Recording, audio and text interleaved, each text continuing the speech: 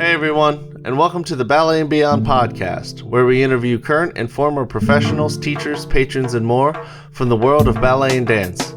You'll get insight from top dancers and instructors in the industry, as well as local performers and educators as they talk about their experiences in the business. I'm your host today, Pete Commander. If you're from the greater Baltimore area, don't forget to check out Charm City Ballet, located in Cockeysville, where we offer classes for all dancers ages 3 through adult. Visit www.charmcityballet.com for more information on classes, auditions, and upcoming performances. This is episode 6 of Ballet and Beyond, and we're joined today by Washington Ballet principal Tamako Miyazaki. Tamako began her ballet training in Japan before moving to the U.S., where she has won many awards and scholarships on the competition circuit, including first place in the Youth America Grand Prix Finals in 2002. After dancing for 2 seasons with the Washington Ballet Studio Company and then briefly with Columbia Classical Ballet, she joined Washington Ballet as a company member and is currently in her 6th season. Tamako, thank you so much for joining us today and being a part of this. Thanks so much for having me. So let's start with, you were actually recently back in Japan, correct? Yes. Talk to us a little bit about your transition in going from training in Tokyo to coming to the U.S. So training in Tokyo and U.S. are completely different because here in U.S. you hear Washington Ballet that connects to the school with the School of the Washington Ballet, or let's say ABT is connected to JKO, but lots of schools in Tokyo are all private schools, so it's not very connected to the company. So that's a big difference. And yeah, so like if you go, like lots of girls do ballet, actually, it's a very, very popular and famous things to do when you're girl and little. Everybody, like almost every single girl learn ballet and piano. Yeah. What are some of the different focuses in the way that they teach in Japan versus the way that they teach in the U.S.? So I feel like in U.S., as I said, there are lots of big ballet schools, so they have lots of performances. But in Japan, there is no big ballet school. So when they are students, what they do is going to a competition. So when they train, they focus on a competition, which I don't really like because ballet is an art. It's not, you're not supposed to compete with anyone. But when you're in Japan, that's the opportunity to go on stage.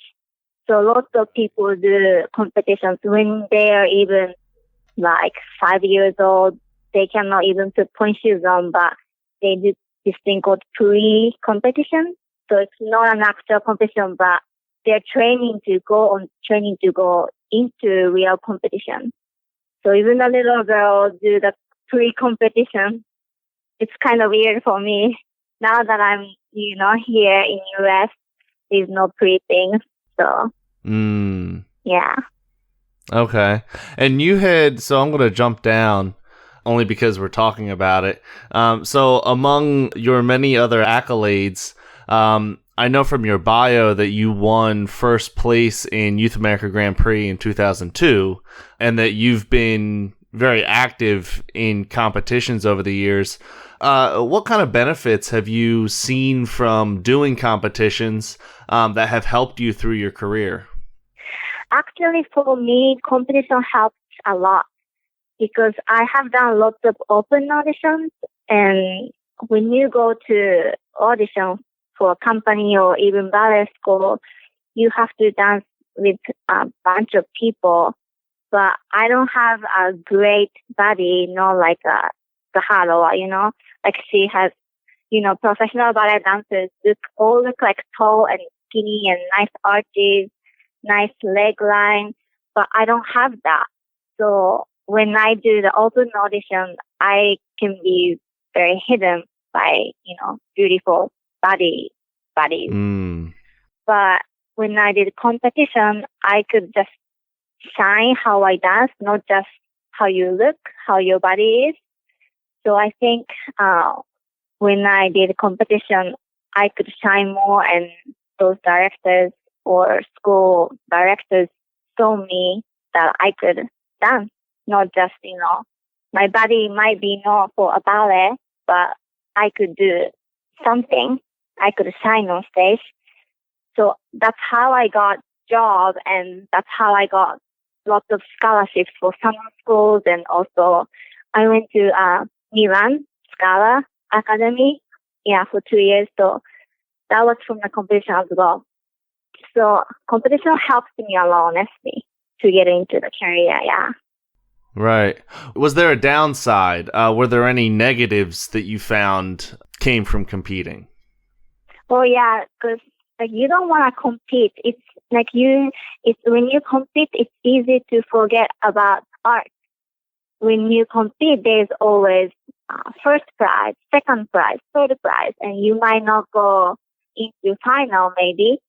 So when I went to competition, I always try to look for, not for the prize, but for scholarships or jobs or some connection with the teachers. That's why I like the competition that has lots of workshops, because that's not just one solo on stage, but you also got to learn from other teachers, or you also get to see how other people do classes. So that was a good experience of the competition. But getting a prize or not getting prize was not very, I wouldn't say downside. I mean, if you don't go to final or if you don't get prize, maybe that's a downside. But I didn't want to focus on that part. Okay. When you had come to teach at CCB, actually, we had talked a little bit after about how life as a professional is different in Japan than it is in the U.S. Can you talk about that a little bit? Yeah, so first of all, in Japan, there are ballet companies, but they are not like here. Like here, I'm a ballet dancer, and I can live as a ballet dancer. Like I just dance and rehearse and go on stage. That's my job.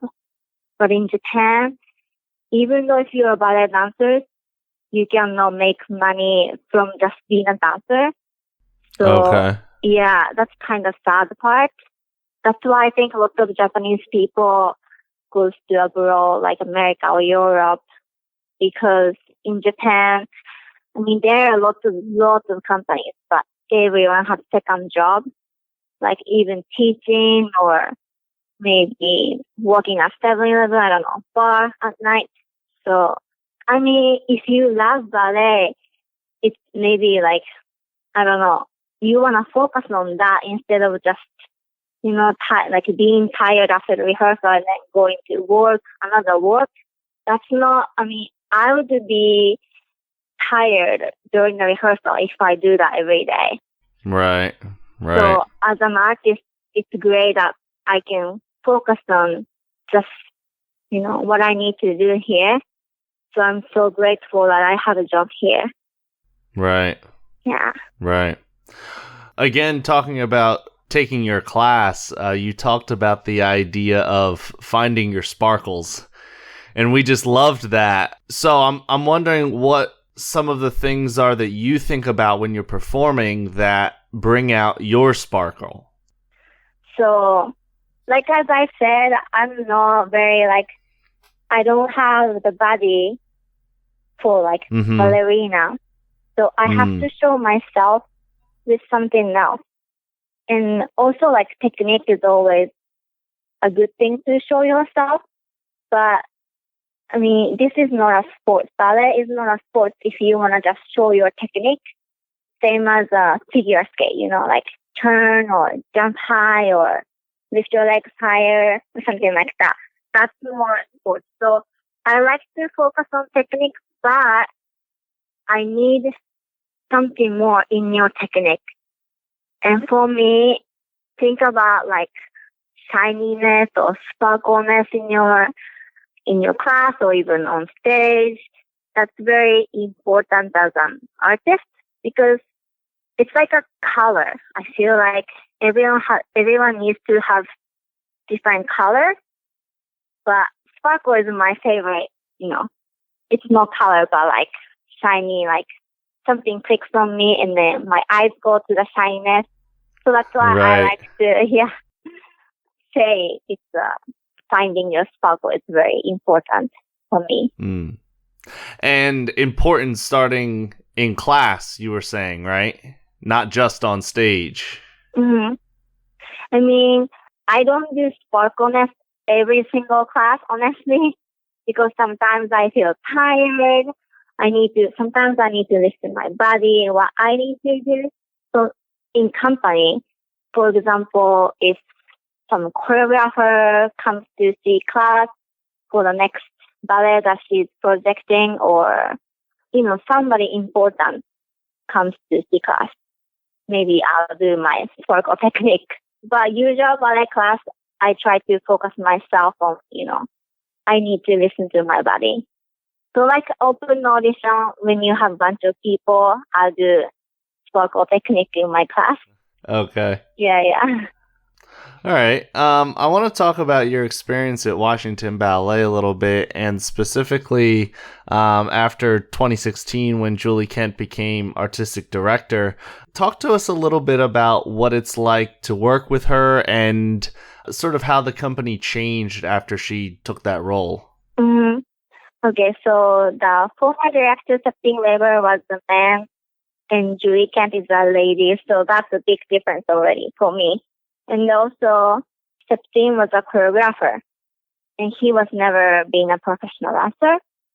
And Julie Kent, she was like everyone knows about her. She was a principal dancer with ABT for a long time. So the rep completely changed because with Septime we did lots of his ballet because he was a choreographer. But now with Julie, we do lots of ballet that she has done or ABT has done. So that's a big change as a company.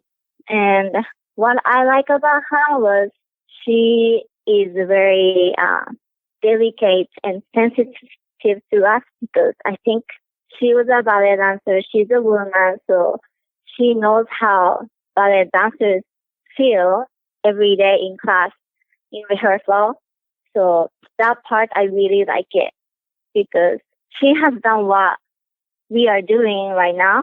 So, like, she understands us very well and she appreciates us so great. So every time she teaches her in class, she motivates us. She was like, so proud of you. Like, you guys are working so hard. So, she's a motivation for ballet company, I think, for Washington Ballet. Right. What are some of the things that she focuses on in coaching performance? Details and qualities, for sure. I feel like as a ballet dancer, I grew up more with Julie because, she is she has a very good eye to correct each one of us. Like, everyone has different body and different, training, but she fixes us in a good way, but different way. It's not like everyone towards same correction, but each one of us has different things to fix, but we also need to look in the same company, Right. So that's a very, I feel like she's good at looking at details. Okay. Mm-hmm. All right, Tamako, talk to us a little bit about what you have coming up next, what kind of projects you have going on, and things like that. Yeah, so now we are working on this program called Next Step. So this show is in October 23rd, 27th, and it's at Harman Theater in Washington, D.C. It's in front of Capitol Arena. And we're going to have 3 different choreographers, Another Ochoa, John Hain Botham, and Jessica Lang. And those 3 choreographers are making brand new ballet for Washington Ballet. Oh, very cool. Exciting. Yeah. Very exciting. Now we have Jessica Lang with us. She's creating a new ballet, and I'm very excited about it. Excellent. Mhm. Excellent. Very exciting. All right, Tamako, I think that's all I had for us today. Thanks so much for joining us and being part of the show. Thank you so much. It was fun. This episode was brought to you by Charm City Ballet. If you live in the greater Baltimore area, don't forget to check out Charm City Ballet located in Cockeysville. Visit www.charmcityballet.com for information on classes, auditions, and upcoming performances. If you enjoyed this episode, make sure you follow us on Facebook and Instagram, and give Ballet and Beyond a review on Apple Podcasts, Spotify, Stitcher, or wherever you get your podcasts. For questions and guest requests, please email us at balletandbeyondpodcast@gmail.com. I'm your host, Pete Commander. Thanks for listening.